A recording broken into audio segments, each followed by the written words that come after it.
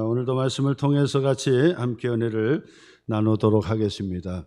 요한계시록의 그 말씀을 강의하는 시간에 저도 인내해야 되고 여러분도 인내해야 되고, 그래서 하나님의 말씀이 요한계시록의 말씀을 통해서 우리에게 무슨 말씀을 해주시는가, 이 말씀에 귀를 기울이면서 우리가 인내를 해야 됩니다. 그 얘기는 뭐냐면 쉽지는 않다 그 얘기죠.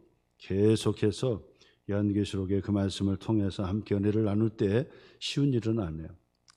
전하는 자도 준비를 해야 되고, 여러분들도 마음에 각오를 해서 하나님의 말씀, 요한계시록의 말씀을 통해서 이 종말의 시대에 우리에게 주시는, 나에게 주시는 말씀이 무엇인지 그를 귀를 기울이면서 우리가 마음을 가다듬어야지만이 은혜를 받을 수 있다, 이제 그렇게 말씀을 드릴 수 있습니다. 그러므로 수준이 있어야 돼요. 전하는 자도 듣는 자도 교회가 수준이 있어야 그 말씀을 가지고 은혜를 받았습니다, 또 은혜의 말씀을 들었습니다, 이제 그렇게 고백을 할 수 있고 그렇게 반응이 될 수 있다, 그렇게 생각합니다. 이제 오늘은 19장의 말씀부터 우리가 함께 은혜를 나눌 텐데 이제 거의 왔지요. 19장 그리고 20장, 21장, 22장 그러면 요한계시록 22장까지 맞춰지게 되는데, 한번 여러분 마음에 조그만한 이 각오를 한번 다져보세요. 뭐냐면 요한계시록의 말씀이 어렵다 그러는데 이게 도대체 무슨 말씀이냐, 이제 이런 생각을 좀 가지셔야 돼요. 그리고 이단들은 요한계시록의 그 말씀을 가지고 힘차게 전하고 자기들만 깨닫고 자기들만 해석한다고 이제 그렇게 날뛰면서 저렇게 전하고 있는데, 요한계시록의 그 말씀이 과연 무슨 말씀인가, 이제 이런 궁금증, 이런 마음의 이 자세가 일단 중요하다 그 말. 그냥 설교 듣는다 하니까 그냥 한번 좀 들어보지 하고 앉아 있으면 사실은 이 감동이 덜하죠.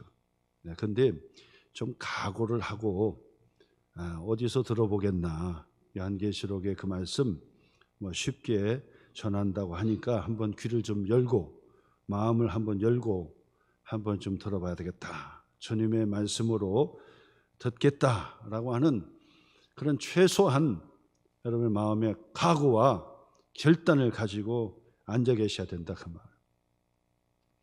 그것이 중요해요. 저도 마찬가지, 여러분도 마찬가지, 그것이 인내요.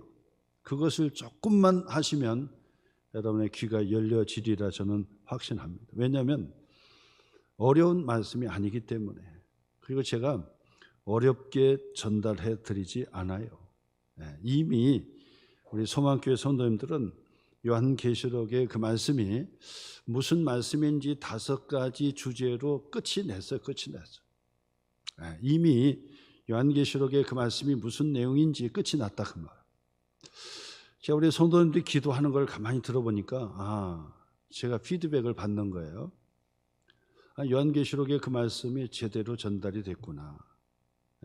그런 피드백을 받게 돼요. 그 얘기는 뭐냐면 기도를 딱 들어보면 그분이 요한계시록의 강의 말씀을 어느 정도 이해가 되고 또 마음에 다지고 있는지 그게 기도로 나오니까요.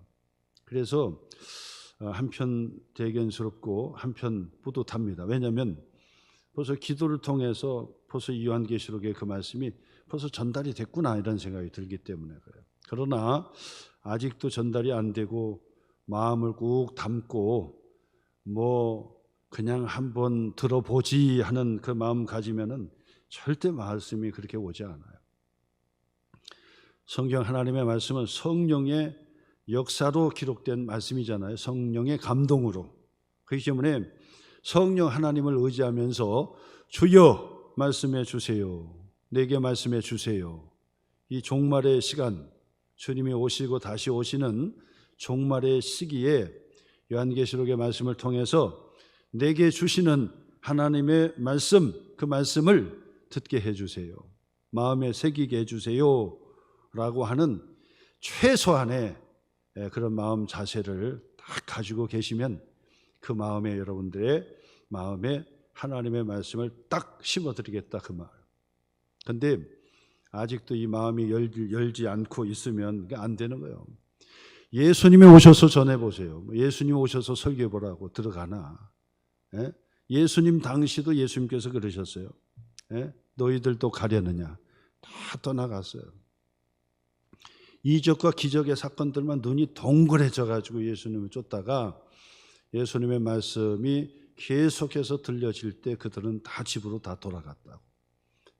그러니까 예수님께서 말씀하시잖아요.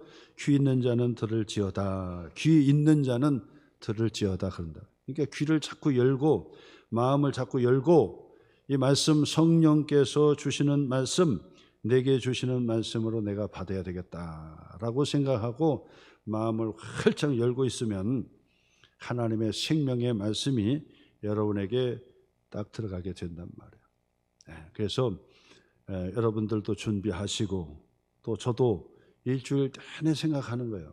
이걸 어떻게 아주 간단하게 그러면서도 이 하나님께서 지금 요한계시록의 그 본문의 말씀을 통해서 내게 주시는 주님의 음성을 전달할 수 있을까? 일주일 내내 고심하는 거예요, 제가. 그냥 다니면서도 잘 고심하는 거예요, 일주일 내내. 이미 저는 요한계시록 전체를 전부 다 꿰뚫고 앉아 있으니까 이제 어떻게 전달해야 될 것인가, 어떻게 넣어드릴 수 있을까? 그것을 고민하면서 일주일 동안 고민하면서 기도하는 하나님. 요한계시록의 그 말씀이 두려운 말씀이 아니라 내게 위로해 주시는 말씀, 하나님의 격려의 말씀으로 받게 해 주세요. 그리고 이단들의 전유물처럼 그렇게 가져가지 못하게 해 주세요.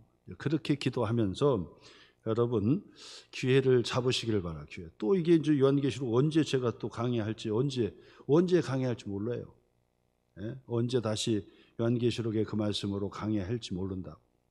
물론 성경 공부를 할 수 있으면 제가 또 깊이 있게 더 할 수 있는 기회도 되겠지만은 그러나 이 잡힌 게 없어요 아직.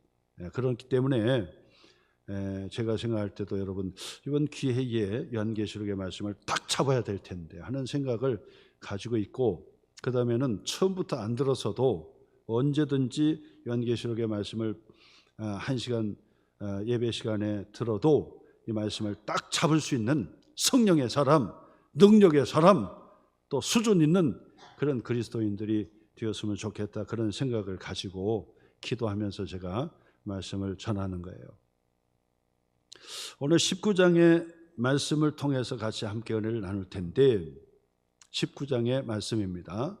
그런데 이 말씀은 어떤 배경하에 19장의 말씀이 지금 들어가냐면 하나님의 보호자 앞에 7 천사가 있었어요. 그런데 7 천사의 그 손에 7 대접 하나씩 들려졌어요. 그리고 가서 순차적으로 땅에 쏟으라. 그 얘기는 하나님의 마지막 심판의 그 대접의 심판의 의미를 이야기하는 거예요. 하나님께서 마지막 심판을 천사를 통해서 대접을 쏟으라 해서 땅에다도 쏟고 하늘에다도 쏟고 강 바다에다도 쏟고 산에다가도 쏟고 들에다 쏟고 이 세상 온 땅에 이 대접을 쏟으라. 그 얘기는 마지막의 심판을 이야기하는 거예요. 마지막의 심판. 그러니까 반드시 마지막의 심판 때가 온다는 거예요. 종말의 때가 온다.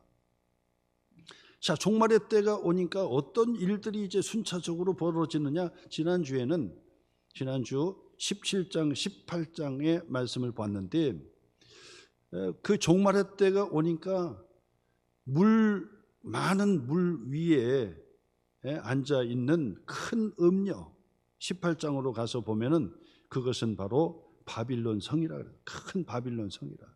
그 여기는 세상 나라를 이야기하는 거예요. 세상 나라.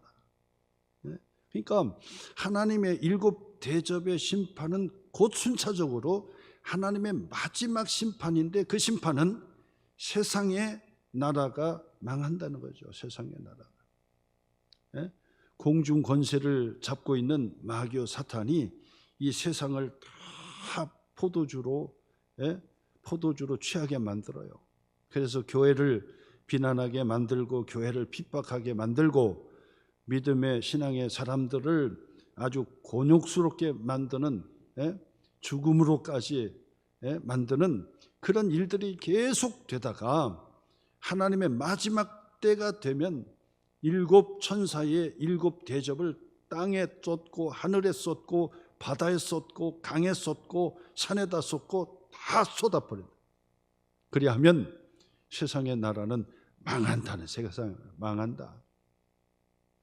오늘 19장의 말씀도 연결되는 거예요. 바로 그 연결 시점에서 사도 요한은요 또 음성이 들려졌어요. 그래서 오늘 성경 19장의 말씀에 보니까 19장의 말씀은 이 종말의 때의 교회는, 성도들은 뭘 해야 되느냐, 뭘 해야 되느냐. 자꾸 그것이 바로 핵심적으로 우리 가르쳐줘요. 뭘 해야 되느냐.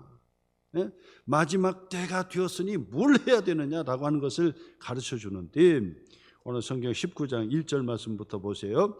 이 일 후에, 바빌론 성에 무너지는 바로 그 일 후를 얘기하는 겁니다. 내가 들으니, 누구지요? 사도 요한이 들었다는 거예요. 사도 요한이 바로 마지막 때에 이 소리가 들렸는데 무슨 소리가 들렸느냐 보니까 하늘에 허다한 무리의 큰 음성 같은 것이 있었다. 허다한 무리들의 큰 음성의 소리가 들려졌다는 거예요. 큰 음성의 소리가. 그래서 그 음성이 무슨 소리인지 귀를 기울이고 들어보니까 이런 소리였다는 거예요. 할렐루야, 구원과 영광과 능력이 우리 하나님께 있도다 라고 하는 그런 큰 음성의 소리를 들었다는 거예요. 들었다. 자, 그래서 제가 말씀드립니다.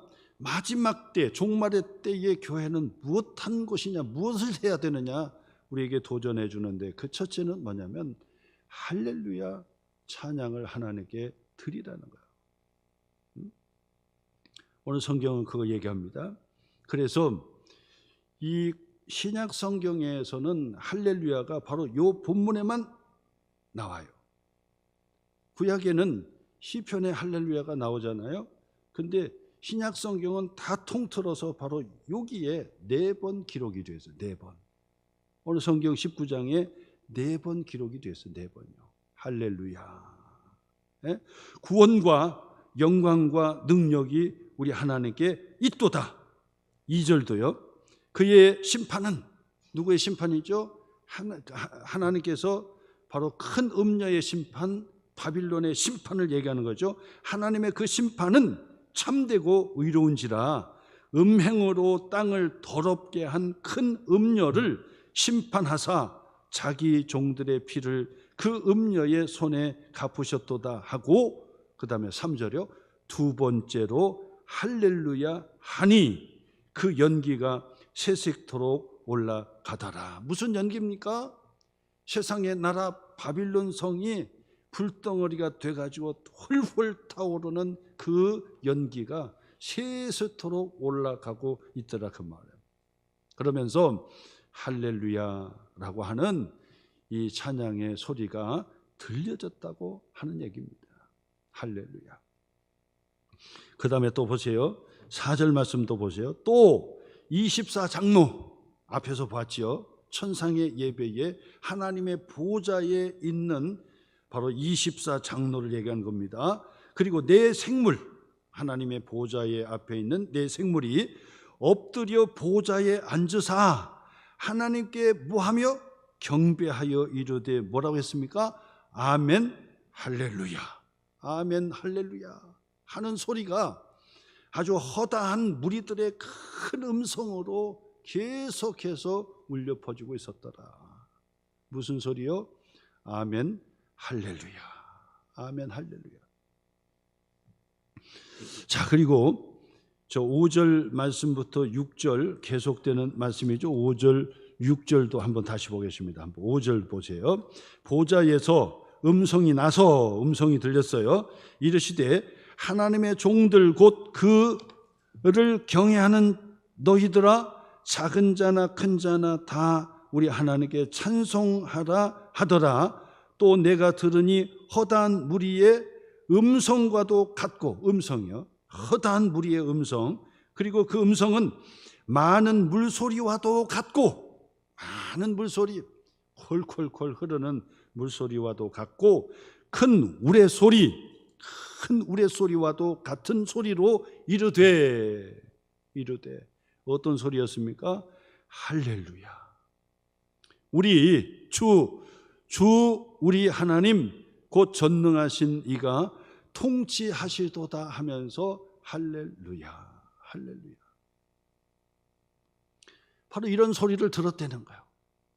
그러므로 종말의 때에 천상에 바로 이 할렐루야로 외치는 큰 음성이 들린 것처럼 종말의 때의 교회는 무엇하는 곳이냐?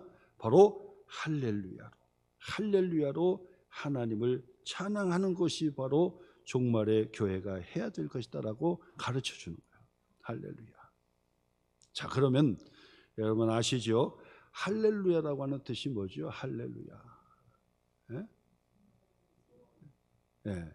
하나님을 찬양하라. 그렇죠? 헬라어로는 할렐루야. 그래서 이 헬라어는 히브리어에서 나오는데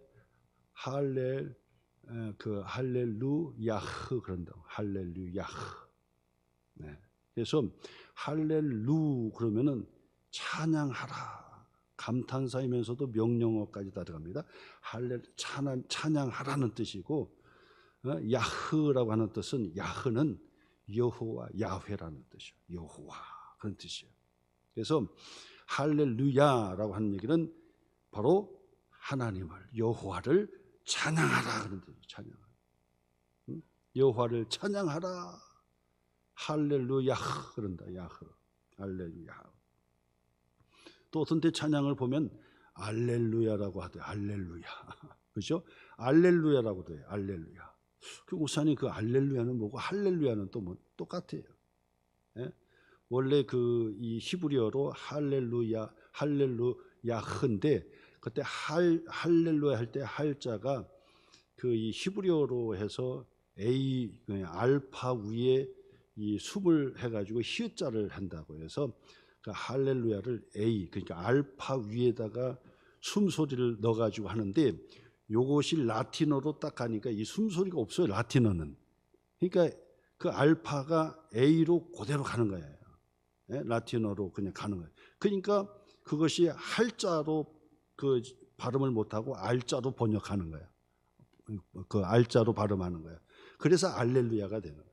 그래서 알렐루야는 바로 이 히브리어 헬라어가 라틴어로 가면서 이 숨소리가 빠졌기 때문에 알렐루야로 하는 거지, 실질적으로 히브리어 음으로 본다면 할렐루야가 맞는 거예요. 할렐루야. 예?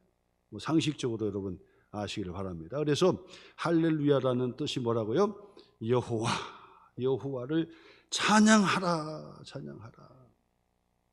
그러니까 또 앞에서 아멘 할렐루야 그런다고. 아멘 할렐루야. 그 아멘의 뜻이 뭐죠? 아멘은 진실로 그렇게 되기를 내가 믿습니다. 내가 믿는다. 그런 고백. 그러므로 여러분 할렐루야 여호와를 찬양합시다. 그러면 아멘 진실로 그렇게 하나님께서 찬양 받으시기를 내가 믿나이다. 예? 아멘. 그래서 이 나의 신앙의 고백에 아멘이라고 하는 건 정말 중요한 거예요. 설교를 길게 하잖아요. 그러면 아멘. 그러면 그 긴 그 내용이 내가 믿습니다가 돼버리는 거잖아요. 얼마나 간단합니까? 효율적이죠. 아멘. 그래 잘해야 돼요. 예? 그래서 은혜로운 그 기도와 또 말씀이 전해지면 아멘. 내가 믿습니다. 그렇게 되기를, 그렇게 될 수 있다는 것을 내가 믿습니다 하는 그 고백을 하셔야 돼요. 예? 그렇다고 해서 뭐 큰 소리로 막 좀 유별나게 하라는 말씀이 아니라 항상 내가 알아듣는 그 목소리로 아멘. 예? 할렐루야. 그렇죠. 그렇게 아멘. 예? 아멘. 속으로 그냥 입 다물이고 그냥 하는 게 아니라 좀 소리를 내는 게 좋아요. 아멘. 아멘. 예? 할렐루야. 아멘. 간다. 종말의 때에 교회가 뭘 해야 됩니까? 하나님을 찬양하라. 여호와를 찬양하라는 거. 찬양하라. 예? 어떤 하나님이요? 오늘 성경에 그 말씀을 보니까 영광과 나오죠. 예? 하나님을 찬양하라. 그의 영광과 구원과 능력을 하나님 앞에 찬양하라.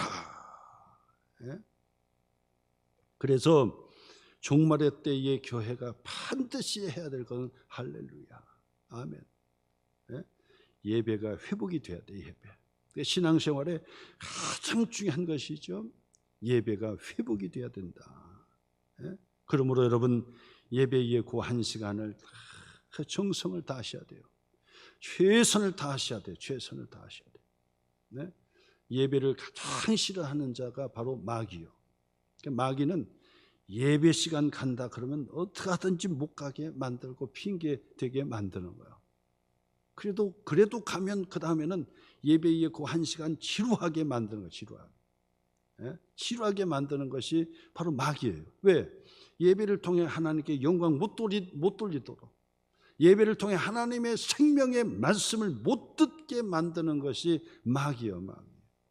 예?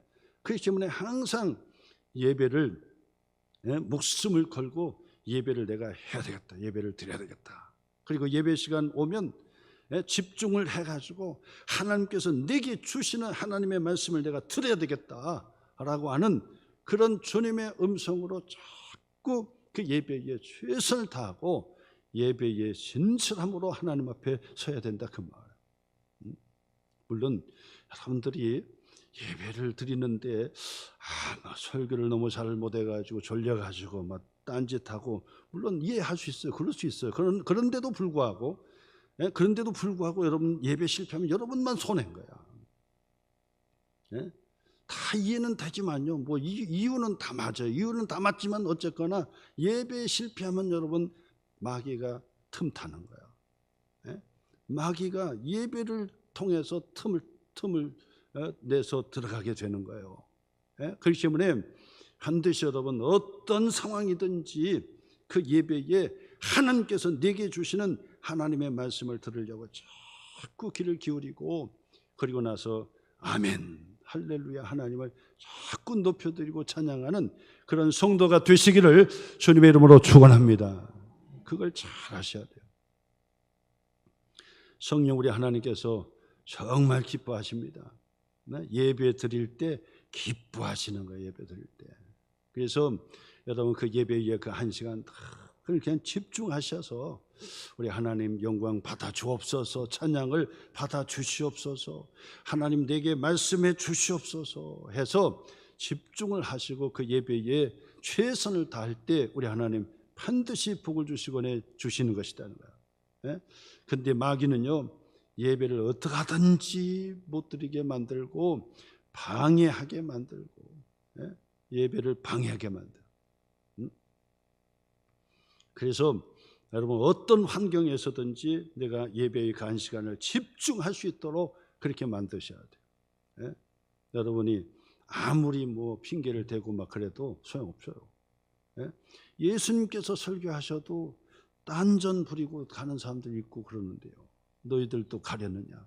귀 있는 자는 들을지어다. 사도 바울이 설교해도 졸고 떨어져서 죽잖아요.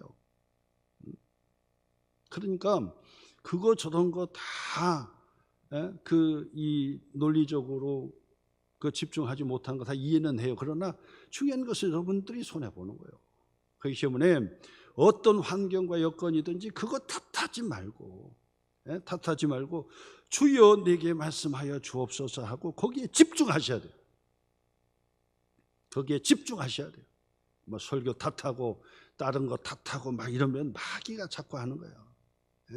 거기에 현혹되지 마시라 그 말이에요. 거기에 현혹되지 마시라. 그래서 할렐루야 아멘 아멘 할렐루야 하면서 그 예배에 집중하셔야 된다. 종말의 때에 바로 사도 요한은 천상에 바로 할렐루야로 큰 소리로 외치는 바로 그 광경을 보았던 것인데, 바로 그 천상의 예배의 그 광경은 지상에서의 교회와 연결되는 거예요. 연결되는 거예요.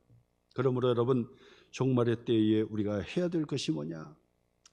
예배를 회복하고 하나님을 찬양하는 할렐루야를 회복하시는 저와 여러분 되시기를 주님의 이름으로 축원합니다. 두 번째, 오늘 성경 7절 말씀 보겠습니다. 7절, 우리가 즐거워하고 크게 기뻐하며 그에게 영광을 돌리세. 어린 양의 혼인 기약이 이르렀고 그의 아내가 자신을 준비하였으므로 그랬어요. 여기서 보세요. 어린 양의 혼인 기약이 이르렀고 그의 아내가 자신을 준비하였으므로 그랬다고요. 그러니까 종말의 때 교회가 무엇하는 곳이냐? 교회는요, 어린 양 대신 바로 그리스도의 신랑 대신 예수 그리스도를 맞이할 준비를 하는 신부와 같이 생활하는 거예요. 신부처럼. 신부 준비하는 곳이 교회라 그 말이에요. 교회. 유대교에 결혼의 풍습이 있습니다. 정혼을 합니다. 정혼. 우리처럼 약혼하고 달라요. 이 약혼은 결혼식이 아니잖아요. 근데 정혼은 결혼식과 똑같아요. 정혼을 합니다. 신랑이 신부 집에 가서 결혼을 하겠다고 승낙을 받아요. 그래서 승낙이 떨어지잖아요. 그러면 그대로 사는 것이 아니라 결혼하기까지 준비를 해야 돼요. 신랑은 다시 돌아와서 무엇을 준비하냐면 집을 준비합니다. 그 예쁜 신부와 살기 위해서 집을 장만하고 다 물품을 준비하고 다 준비하는 거예요. 언제까지요? 기간이 정해지지 않아요. 신랑이 준비할 때까지. 그러면 신부는 또 가만히 있느냐? 신부는요, 신랑이 오기까지를 기다리는 거 기다려. 그래서 바로 어린 양의 혼인 잔치를 기다리는 거예요. 혼인 기약을 기다리는 거예요, 신부가. 신랑이 오실 때까지. 언제 올는지 몰라요. 언제 올는지 모르지만 반드시 그 신랑은 신실하게 지켜서 신부를 찾아서 온단 말이에요. 뭘 준비하고요? 집을 다 장만하고, 그리고 생활할 수 있는 모든 것을 다 준비하고, 그리고 신부를 맞이할 준비를 하는 거예요. 그러면 신부는 신랑을 맞이하기까지 다 준비하는데, 오늘 성경 8절 말씀 보세요. 8절. 그에게 빛나고 깨끗한 세마포 옷을 입도록 허락하였으니 이 세마포 옷은 성도들의 옳은 행실이로다 하더라. 그에게, 누구죠? 신부에게 빛나고 깨끗한 세마포 옷을 입도록. 그러니까 신부가 준비하는 것은 뭐냐? 빛나고 깨끗한 세마포 옷을 입고 준비하는 거예요. 그것이 준비예요. 거룩한 신부가 돼야 됩니다. 깨끗한 신부가 돼야 됩니다. 그리고 신랑을 맞이할 때 머리서부터 발끝까지 하얀 세마포로 다 치장을 하고 신랑을 맞이하는 거예요.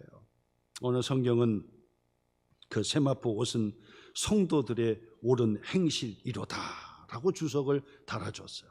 이처럼 바로 이 신부가 단장한 깨끗하고 빛난 그 옷은, 세마포 옷은 바로 하나님께 향한 옳은 행실, 그리고 이웃에 대한 옳은 행실, 이런 것들로 다 준비하는. 그러므로 교회는요, 마지막 때에 신부 수업을 하는 거. 신부 수업. 어떤 신부 수업입니까? 거룩하게 사는 신부 수업, 깨끗하게 사는 신부 수업.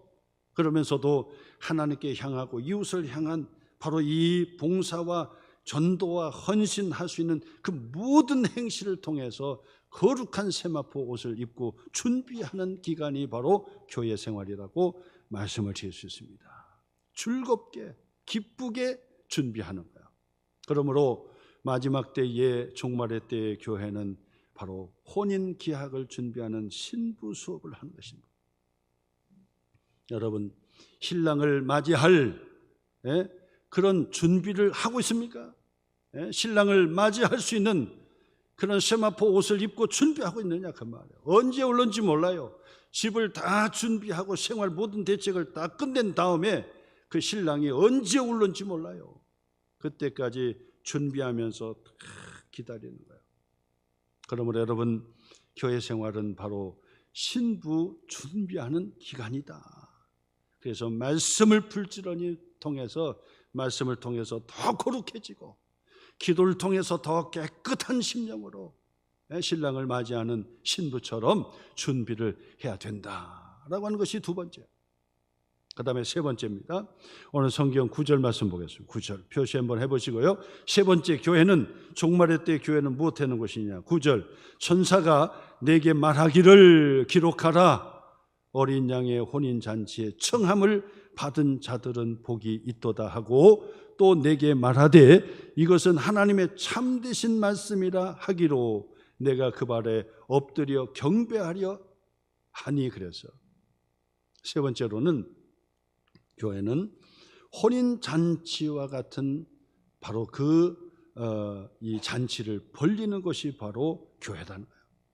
주님이 오실 때, 신랑 되신 주님께서 오실 때 바로 천상의 바로 혼인잔치가 시작이 되는데, 바로 그 혼인잔치가 있다는 사실을 우리에게 가르쳐주고 경험하는 것이 바로 교회 공동체가 되는 것이라는 거예요. 그러므로 교회의 공동체는 종말의 혼인잔치의 잔치적인 분위기로 기다려야 된다라고 하는 것입니다. 예수님께서도 요한복음의 그 말씀에 보면 가나의 혼인잔치에 들어가셨잖아요. 참여하셨습니다. 근데 그 잔치에 포도주가 떨어져 버렸어요. 그랬더니 예수님께서 포도주를 만들어 주시고 베풀어 주셨더니 잔치가 됐던 거예요. 그 이야기는 잔치가 벌어졌는데 포도주가 떨어진 잔치가 아닌 잔치예요. 그런데 예수님께서 시작하신 잔치는 진짜 잔치예요. 맛 좋은 포도주를 통해서 풍성하고 즐거운 잔치가 벌어지는 진짜 잔치가 벌어졌다는 거예요. 그러므로 종말의 때의 교회는 어떤 생활을 해야 됩니까? 혼인잔치집처럼 그렇게 생활하셔야 돼요. 혼인잔치. 그래서 교회는 잔치적인 분위기가 항상 나야 되는 거예요. 그 잔치는 뭡니까? 노래가 있고 즐거움이 있고 기쁨이 있고 막 즐거움이 그 속에 가득 차야 되는 거예요. 잔치집에 가가지고 울고 그러면은 그 잔치 망치는 거예요. 잔치집에서는 그냥 참 기쁘고 노래하고 춤을 추는 곳이에요. 그리고 그 잔치집은 어떤 집입니까? 바로 음식이 풍성해요. 그래서 잔치를 한다 그러면 음식을 많이 준비해 가지고 잔치 음식이 떨어지면 안 돼요. 떨어지면. 그래서 음식이 그냥 아주 가지가지 음식이 그냥 가득 차야 돼. 그래서 음식을 배불리 먹고 모자람이 없어야 돼요. 모자람이. 그 다음에는 그 잔치는 또 뭡니까? 풍성해서 나눠주는 것이 있어요. 나눠주는 거, 잔치가. 그래서 잔치는 자꾸 나누는 거예요. 나눠. 그래서 좋은 잔치다 그러면 뭡니까? 실컷 먹고 기쁘게 먹고 돌아가면서도 그냥 바리바리 양손에 싸가지고 탁 한다고. 그러면 야, 이 잔치에 정말 잘했구나 그런다고요. 넉넉해서 나눔이 있고 베품이 있는 곳이 바로 잔치예요. 그러므로 여러분, 종말의 때의 교회는 어떤 곳이냐? 세상의 나라는 반드시 무너지고 망하게 되어 있습니다. 그러나 교회는요, 하나님의 나라를 보여주는 것이 반드시 그 천국이 이 땅에 오게 되어 있습니다. 바로 그 천국이 올 때 바로 이 잔치가 벌어지게 되는, 혼인잔치가 벌어지게 되는데 그 잔치의 맛을 지금도 볼 수 있도록 가르쳐 주는 것이 교회다 그 말. 혼인잔치가 시작이 됩니다. 혼인잔치의 맛은 이와 같습니다라고 하는 것을 보여주는 것이 교회예요. 그러므로 종말의 때에 교회는 세 가지를 하라고 지금 우리에게 가르쳐 주는 거예요. 첫째 뭡니까? 하나님을 경배하고 하나님을 높이고 하나님을 찬양하라. 할렐루야. 이것이 회복이 되어야 돼요. 두 번째로 교회는 어떤 것이 되어야 됩니까? 종말의 때에 교회는 자꾸 배우고 또 훈련하는 신부 수업하는 그런 장소가 되어야 하는 것입니다. 기쁘게, 즐겁게 혼인 기약을 준비하는 신부처럼 단장해야 돼요. 그리고 그 신부는 무엇을 첫째로 해야 됩니까? 빛나고 깨끗한 세마포 옷을 입어야 돼요. 그것을 준비해야 돼요. 빛나고 깨끗한 옷이어야 됩니다. 아무거나 입고 준비가 안 되는 거예요. 신랑을 맞이하는데 그냥 더러운 옷 입고 맞이할 수가 없습니다. 빛나고 깨끗한 세마포 옷으로 다 클치장하고 준비하는 것이 교회예요. 마지막 세 번째, 교회는요 잔치집이에요. 그것도 혼인 잔치집. 그래서 교회에 오면 막 기쁨이 회복이 돼야 되고, 교회에 오면 감사가 회복이 돼야 되고, 교회에 오면 세상에서 우울했던 것들이 다 씻겨 나가고, 기쁨이 다시 회복이 되고 감사가 회복이 되는 그런 잔치집과 같은 곳이 되어야 한다. 왜냐하면 주님과 함께, 신랑 되신 주님과 함께 혼인 잔치가 이제 곧 시작이 됐는데, 바로 그 잔치의 맛을 교회는 보여주는 곳이 되어야 한다라고 하는 것입니다. 오늘 여러분, 요한계시록의 19장의 그 말씀을 통해서 우리 하나님은 우리에게 그 말씀해 주십니다. 교회로 나오라. 그리고 교회의 공동체는 바로 이걸 해야 된다. 예배를 잘 드려야 된다. 하나님을 잘 찬양해야 된다. 그리고 하나님의 말씀 잘 배우라는, 신부 수업 잘하라는, 그리고 잔치에 즐거움으로 나누고 기쁨으로 함께하는 공동체가 되라고 우리에게 가르쳐 줍니다. 요한계시록의 말씀은 이처럼 우리에게 위로 주시고 소망을 더해주는 하나님의 말씀인 것을 다시 한번 마음에 새기시기를 주님의 이름으로 축원합니다.